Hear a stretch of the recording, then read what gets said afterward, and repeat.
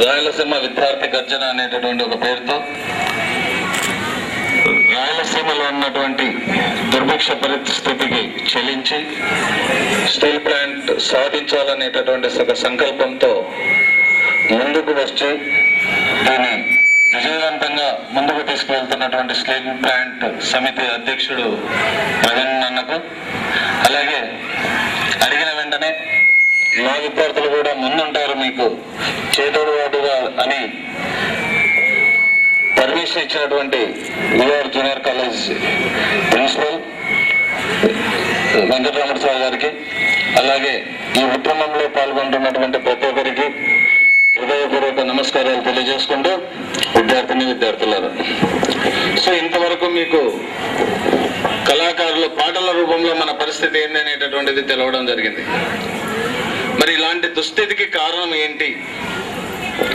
మనం ఈరోజు మన తల్లిదండ్రులు సంపాదిస్తున్నారు, 3 పూట్ల ఎటువంటి బాధ లేకుండా మన కడుపుకు అన్నం పెడుతున్నారు, ఈ డబ్బులు ఇస్తున్నారు కావాల్సినటువంటి ఖర్చులకు.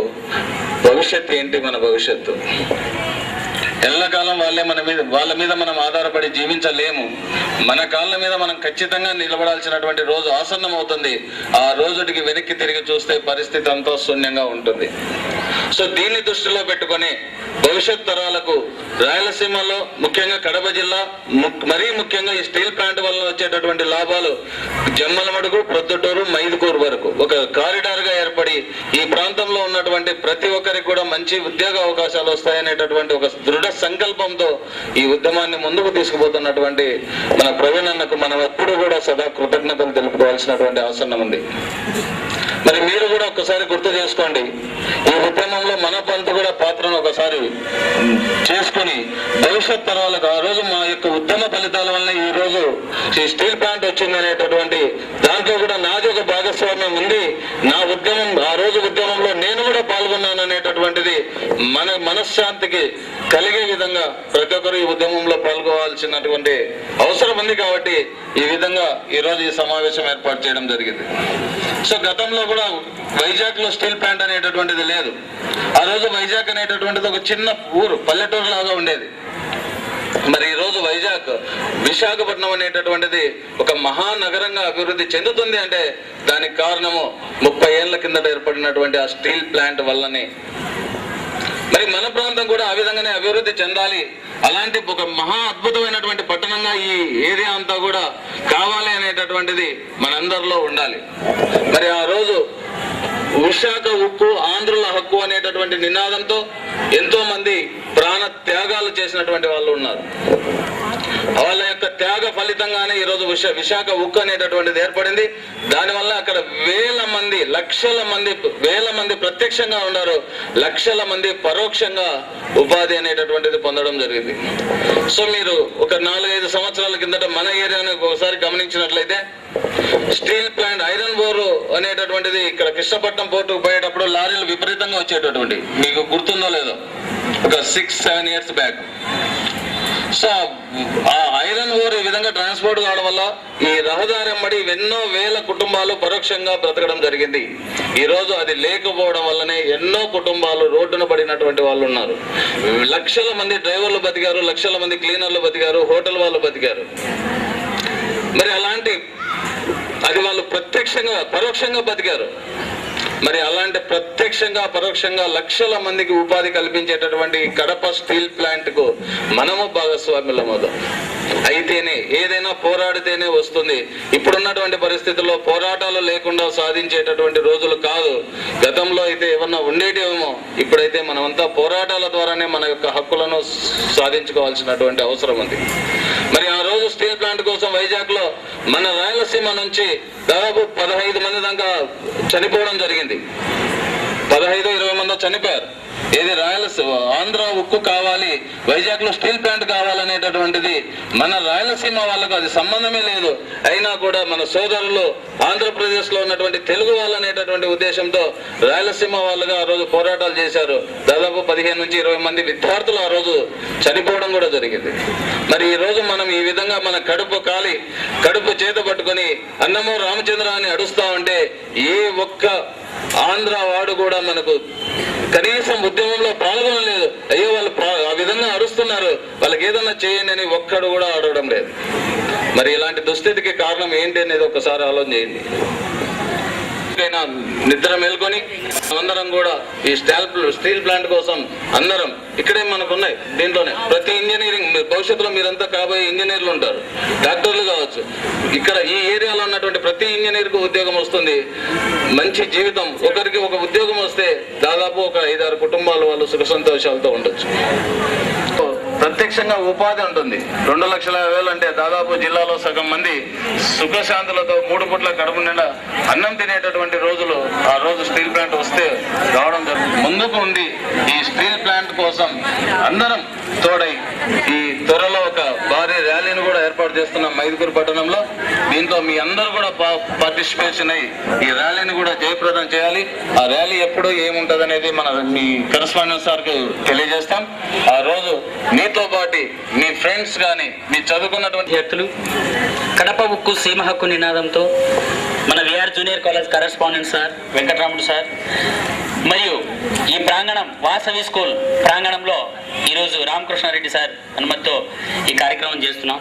ఈ కార్యక్రమానికి విచ్చేసినటువంటి విద్యార్థులకు కరెస్పాండెంట్స్కి, అదేవిధంగా స్టీల్ ప్లాంట్ సాధనా సమితి అధ్యక్షులు ప్రవీణ్ కుమార్ రెడ్డి గారికి, అదేవిధంగా మన ప్రెస్ వారికి, ఎందుకంటే అన్న వాళ్ళు ప్రతి కార్యక్రమంలో కూడా మనకి సహకరిస్తూ ఈ కార్యక్రమాలను ముందుకు నడిపిస్తున్నటువంటి బాధ్యతను తీసుకున్నారు. వారికి మేము ఈ సభాపూర్వకంగా హృదయపూర్వకంగా కృతజ్ఞతలు తెలియజేసుకుంటున్నాం. మా భాస్కర్ అన్నకి, మిగతా ప్రెస్ అందరికీ ఒకసారి గట్టిగా చప్పట్లమ్మా పెద్దలకి, ఇక్కడికి వచ్చినటువంటి ఉపాధ్యాయులందరికీ కూడా కృతజ్ఞతాభివందనాలు తెలియజేసుకుంటూ ఇప్పుడు మీకు గౌరవనీయులు పెద్దలు మన VR junior college correspondents Venkataramudu sir గారిని ఈ కడప ఉక్కు సీమ హక్కు ఇచ్చిన దాదాపు 10 సంవత్సరాల అంటే మన రాయలసీమ స్టీల్ ప్లాంట్ కోసం, కడప జిల్లా స్టీల్ ప్లాంట్ కోసం ప్రయత్నం చేస్తున్నారు. వాళ్ళు ఇంతకుముందు కూడా చాలా కార్యక్రమాలు జరిగినాయి, కానీ ప్రభుత్వం అనేది నిమ్మకు నీరెత్తి ఉన్నట్లున్నది. దానివల్ల మనం అందరం కలిసి ఏకమై, విద్యార్థులు ఏకమైతే ఏదైనా సాధించుకోగలరు అనేది ముందు చాలా విషయాల్లో జరిగింది. కాబట్టి మీరందరూ రేపు జరిగిపోయి ర్యాలీలో కూడా మనం పార్టిసిపేట్ అయ్యి ముందుకు పోయి మనకు కడప స్టీల్ ప్లాంట్ వచ్చేదానికి ప్రయత్నం చేసేదానికి మనం అందరం కృషి చేస్తామని ఈ సందర్భంగా మన ప్రవీణ్ గారికి మేము మాటిస్తున్నాం. మా వంతు కృషి కూడా చేస్తాం. మా విద్యార్థుల ద్వారా మీకు ఏ కార్యక్రమంలోనైనా పాల్గొని సపోర్ట్ చేస్తామని చెప్తున్నాను.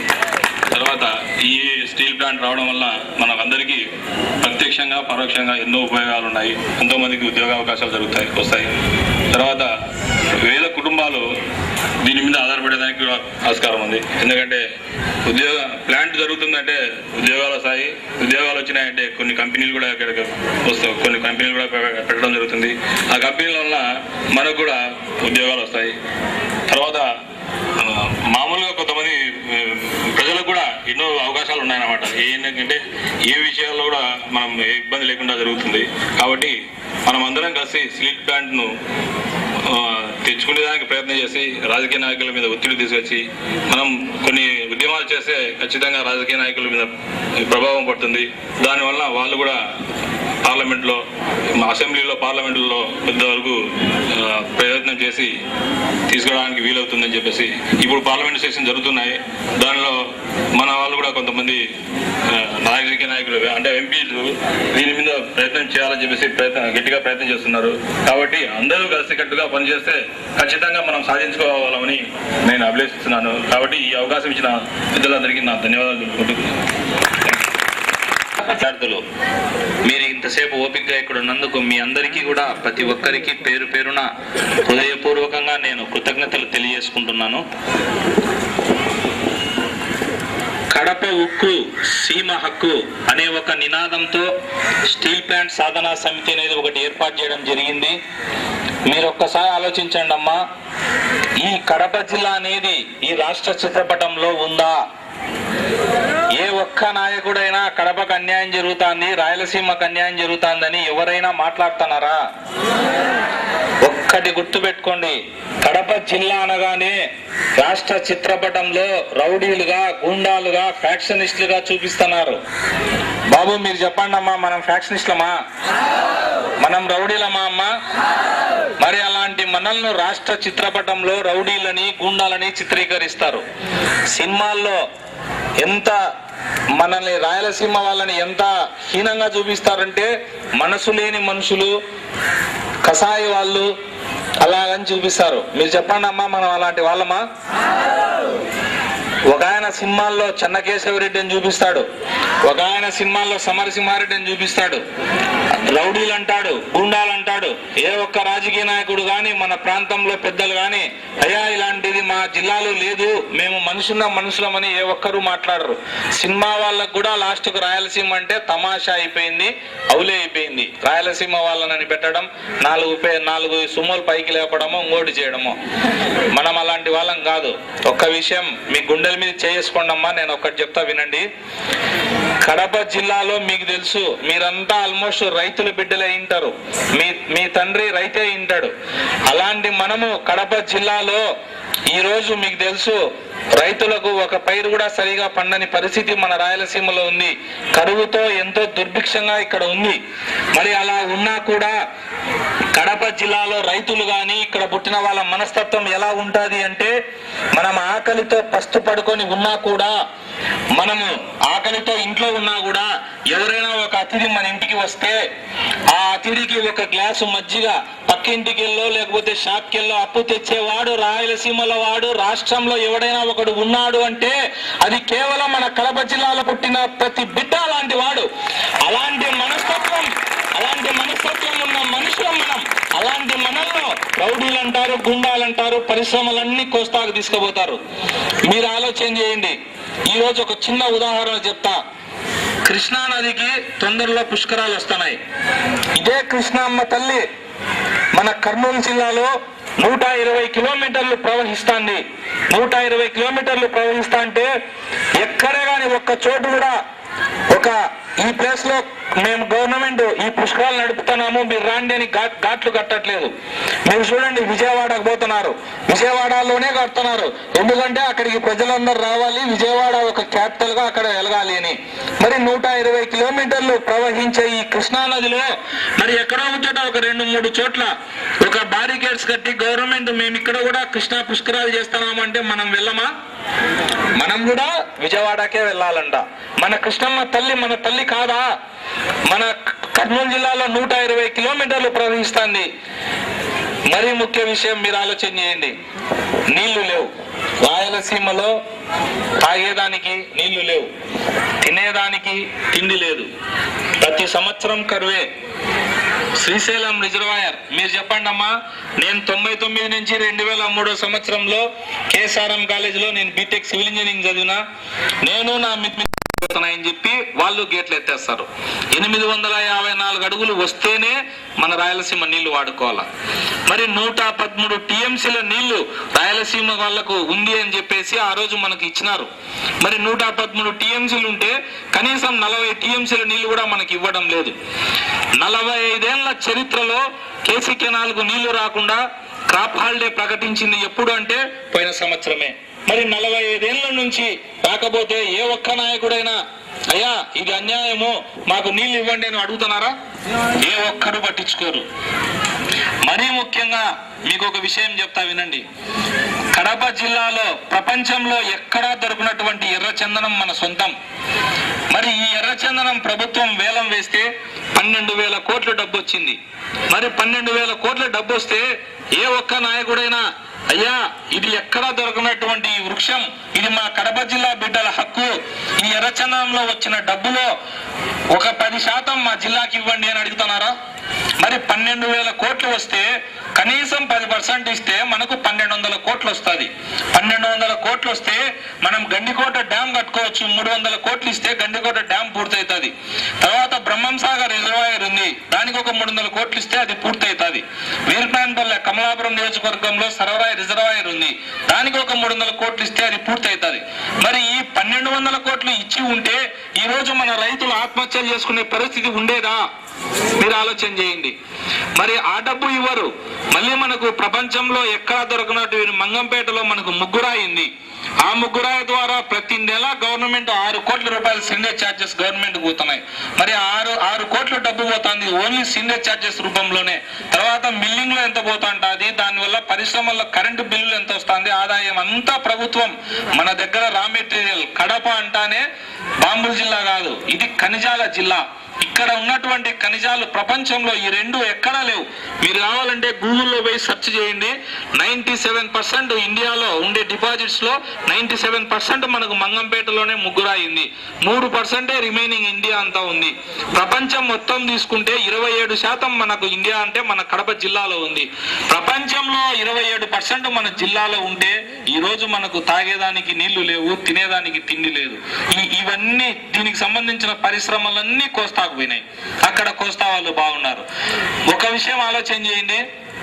నిన్న కడప జిల్లాలో మున్సిపాలిటీస్ లో 17 మందికి పోస్టులు వదిలినారమ్మా. స్వీపర్ పోస్టులు 17 మందికి వదిలితే కడపలో ఎంత బాధేస్తుందంటే 4000 మంది అప్లై చేశారు. ఒక కసు ఊడ్చే మున్సిపాలిటీలో కసు ఊడ్చేదానికి బీటెక్ చదివిన వాళ్ళు, డిగ్రీ చదివిన వాళ్ళు అప్లై చేస్తే సిగ్గుతో మనం తల దించుకునే పరిస్థితి ఈరోజు కడప జిల్లాలో ఉంది. మరి రోడ్ల మీద కసు ఊడ్చేదానికో లేకపోతే కాలువలు ఎత్తేదానికో బీటెక్ ఎందుకు చదవాలి? బేల్లారి బంద్ చేసేదానికి బీటెక్ ఎందుకు చేయాలమ్మా? బీటెక్ చేసిన మనం, మీరు ఒక్కటి ఆలోచన చేయండి. ఇదే ముఖ్యమంత్రి గారు అమరావతిని నేను సింగపూర్ నుంచి వచ్చి ఇంజనీర్లు కట్టారంటారు. మీరు నిజం చెప్పండి, సింగపూర్ లో ఉండే ఇంజనీర్ల కంటే మనం తెలియలేని వాళ్ళమా? నేను ఇప్పుడు చెప్తానా, సింగపూర్ లో ఇంజనీర్ల కంటే కడప జిల్లాలో గాని రాయలసీమలో గాని చదివిన విద్యార్థులు ఎంతో మేధావులు. వాళ్ళకు ఉన్నంత తెలివి సింగపూర్ లో వాళ్ళకు ఉండదు. కానీ ఇక్కడ మనల్ని మాత్రం ఎంతసేపు కూడా మనల్ని ఈ ప్రాంతంలో కేవలం ఒక బానిసలుగా చూస్తున్నారు. మీరు ఒక్కటి గుండెల మీద చేసుకోండి.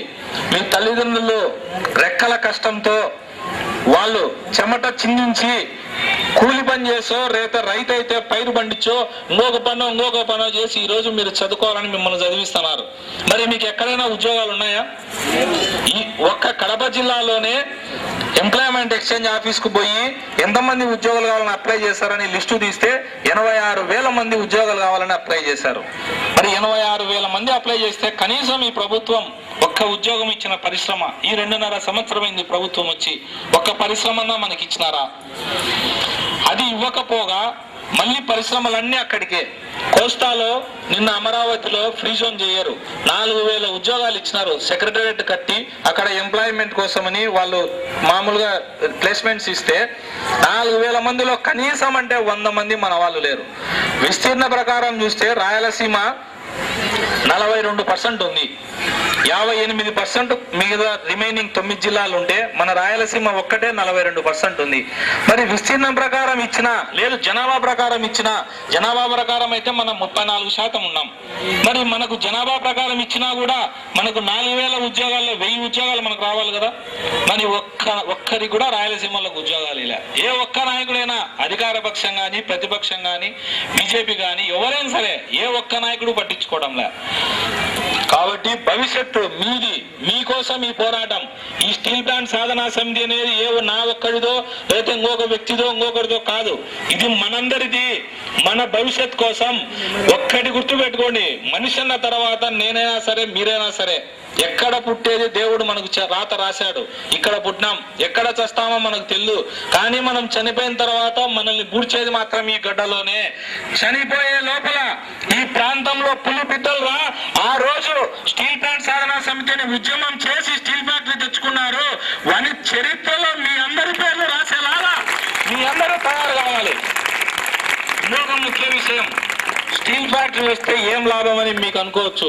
ఒక్కటి ఆలోచన చేయండి, స్టీల్ ఫ్యాక్టరీ వస్తే 30,000 మందికి ఫస్ట్ అక్కడ డైరెక్ట్ గా ఎంప్లాయ్మెంట్ దొరుకుతుంది.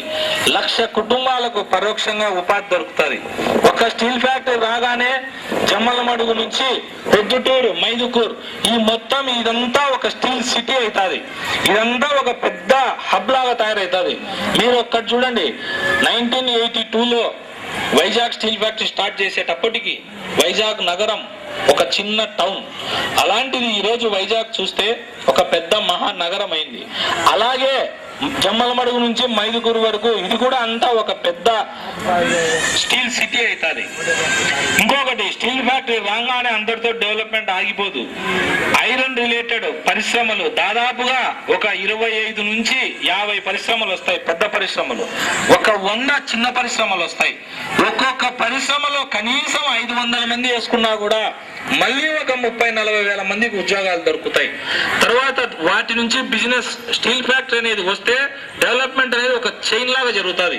చిన్న బజ్జీలు కొట్టు పెట్టుకున్న వాళ్ళ దగ్గర నుంచి ట్రాన్స్పోర్టర్స్ కానీ, తర్వాత చిన్న చిన్న కాంట్రాక్టర్స్ కానీ, రైతులు కానీ, రైతులకు గిట్టుబాటు ధర బ్రహ్మాండంగా దొరుకుతుంది. ఎందుకంటే ఈ 40-50 వేల మందికి ఉద్యోగాలు వస్తే పొద్దున్న లేచిన నుంచి వాళ్ళకు పాల దగ్గర నుంచి వాళ్ళకు కూరగాయలు, నిత్యావసర సరుకులు, ఇవన్నీ సూపర్ మార్కెట్లు పెరుగుతాయి, సినిమా థియేటర్స్ పెరుగుతాయి, హోటల్స్ వస్తాయి, పెద్ద పెద్ద హాస్పిటల్స్ వస్తాయి. మా కడపలో రాయలేని ఆ పిల్లవాడు చస్తాడా బతుకుతాడా అని తల్లిదండ్రులు నరక యాతన పడతా వాళ్ళని ఎక్కడికో కర్నూలుకో లేకపోతే హైదరాబాద్కో లేకపోతే చెన్నైకో తీసుకుపోతున్నారు. మరి ఒక్కసారి మీరు ఆలోచన చేయండి, అలా చేతుల మీద తీసుకుపోయే ప్రతి పిల్లవాడు మార్గం మధ్యలో వైద్యం అందక చనిపోతే ఆ తల్లిదండ్రులు ఎంత నరక యాతన అనుభవిస్తారో అది మీకు తెలియాలా. ఆ బాధ పడకూడదు. మనం పుట్టిన మీ ప్రాంతంలో ఒక్కటి, విద్యార్థులు ఈ ప్రపంచంలో అణుబాంబు కంటే శక్తి అనేది ఏది అని ఎవరైనా క్వశ్చన్ అడిగితే దానికి వచ్చే ఆన్సర్ అణుబాంబు కంటే శక్తి కేవలం ఒక్క విద్యార్థి చాలరా నీ అణుబాంబమైన ఒక్కొక్క విద్యార్థి ఒక్కొక్క అణుబాంబు అని చెప్పే పవర్ ఈ ప్రపంచంలో కేవలం మీకుంది. మీరు మేల్కోండి. ఎవరి కోసం? మీ భవిష్యత్ కోసం, మన ప్రాంత భవిష్యత్ కోసం, మన నెక్స్ట్ తరాలు కూడా బాగుండాలి. మీరు ఆలోచన చేయండి. తినక డబ్బులు ఇచ్చి వాళ్ళకి హైదరాబాద్ పంపిస్తే ఉద్యోగం కోసం ఒక చిన్న రూమ్ బాడెక్కు తీసుకుని 5-6 మంది విద్యార్థులు దాంట్లో ఉంటూ, ఫ్యాక్టరీలో ఈ స్టీల్ ప్లాంట్ సాధనా సమితి అనేది ఏ ఒక్క రాజకీయ పార్టీకి సంబంధించింది కాదు. ఏ ఒక్క రాజకీయ నాయకుడికి కూడా మన స్టీల్ ప్లాంట్ సాధనా సమితిలోకి ప్రవేశం ఉండదు. స్టీల్ ప్లాంట్ సాధనా సమితికి దిశ నిర్దేశించే వాళ్ళు కానీ, రాజులు కానీ, నిర్మాతలు కానీ, శాసనకర్తలు కానీ మీరు ఏం చెప్తే అదే మేము చేస్తాం. స్టూడెంట్స్ మీరుండండి, మనం పోరాడదాం. ఒక్కటి ఆలోచన చేయండి. తెలంగాణ ఏ ఒక్క కేసీఆర్ గారు లేకపోతే కోదండరాం గారు ఉద్యమం చేస్తే తెలంగాణ రాలే. ఓయూ యూనివర్సిటీలో విద్యార్థులు ఉద్యమించింటే ఈరోజు తెలంగాణ వచ్చింది.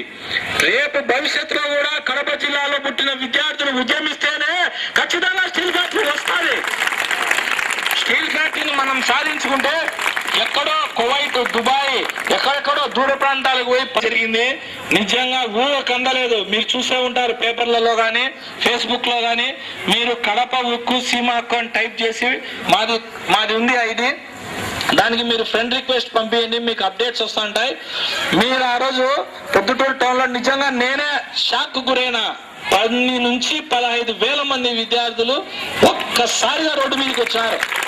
మొత్తం పోలీస్ యంత్రాంగం, జిల్లా కలెక్టర్ ఉలిక్కి పడ్డారు. ఇంతమంది స్టూడెంట్స్ ఏంటైనా ఖచ్చితంగా వీళ్ళకి స్టీల్ ఫ్యాక్టరీ ఇవ్వాలనే ఉద్దేశంతో ఫైల్ కూడా రెడీ చేస్తున్నారు. ఆగస్టు 19 ఒక భారీ బహిరంగ సభ. ఢిల్లీ నుంచి నేను నేషనల్ మీడియా వాళ్ళని పిలిపిస్తానా, రండి మా ప్రాంతంలో జరిగిన అన్యాయం చూడండి అని. హైదరాబాద్ నుంచి కూడా మీడియా వాళ్ళని పిలిపిస్తానా. ఆ రోజు మనందరం చేయి కలుపుదాం. చేయి కలిపి గల్లీలో కొట్టిన మన చప్పట ఢిల్లీ వరకు వినిపించేలాగా మనం అందరం తయారు చేసుకున్నాం. దానికి మీ అందరూ మద్దతు ఇవ్వండి. 2 గంటలకు ఆగస్టు 19వ తారీఖు 2 గంటలకు మున్సిపల్ హై స్కూల్లో ఒక భారీగా బహిరంగ సభ. మీరు ఒక్కొక్క విద్యార్థులు చెప్పినా మీరు ఒక ఆటం బాంబులు, ఒక్కొక్కరు మీరు రావడం కాదు, ఒక్కొక్కరు 4 తయారు చేయండి. ఒక సైనికుల్లాగా ఎలా ఉండాలంటే స్వచ్ఛందంగా జరిగిన ఉద్యమం. పాలకులు ఢిల్లీలో పాలకులకు భూకంపం రావాలి వయా అమరావతి ద్వారా. అరే వీళ్ళకి ఇవ్వకపోతే ఈ స్టూడెంట్స్ ఇంకా ఈ ప్రభుత్వానైనా కూలగొడతారా అనేలాగా భయపడే వాళ్ళు స్టీల్ ఫ్యాక్టరీ మనకి ఇవ్వాలి. ఈ అవకాశం ఇచ్చిన మీ అందరికీ ప్రతి ఒక్కరికి పేరు పేరున నేను హృదయపూర్వకంగా ధన్యవాదాలు తెలియజేస్తూ, మరి ఒకసారి కరెస్పాండెంట్ సార్ ఈ అవకాశం మీ అందరినీ ఇక్కడికి పిలుచుకురావడము, వాళ్ళు సహకరించిన ప్రతి ఒక్కరికి నేను హృదయపూర్వకంగా కృతజ్ఞతలు తెలియజేసుకుంటున్నాను.